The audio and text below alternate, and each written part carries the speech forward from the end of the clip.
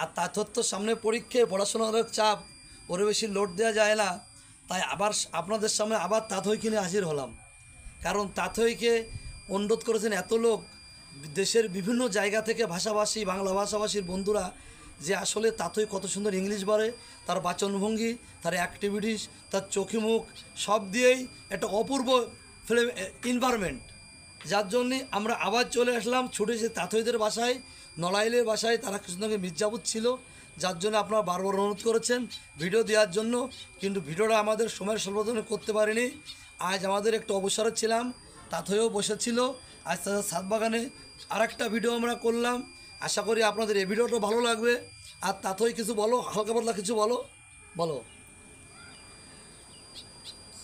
সবাই একটু হুইস করো, হ্যাঁ হুইস করো, হুইস করো, হুইস করো। তাতে আসলে লজ্জা পাচ্ছে তো, বলবে এখনই বলবে, হুইস করো সবাই রে, হুইস করো। হ্যাঁ, hi friend. Hello everybody, how are you? I hope you are doing well and I hope you like my videos so much, and thanks for all the support. Please support my uncle to reach more followers and reach more friends in Facebook. Thank you. ওকে, আপনাকে সবাইকে ধন্যবাদ। আবার কোনো জায়গায় তাৎক্ষণিক আবার আপনার সাথে সাক্ষাৎ হবে, দেখা হবে। সেই বন্ধু সবাই জন্য শুভকামনা, দীর্ঘ কামনা করছি। ধন্যবাদ।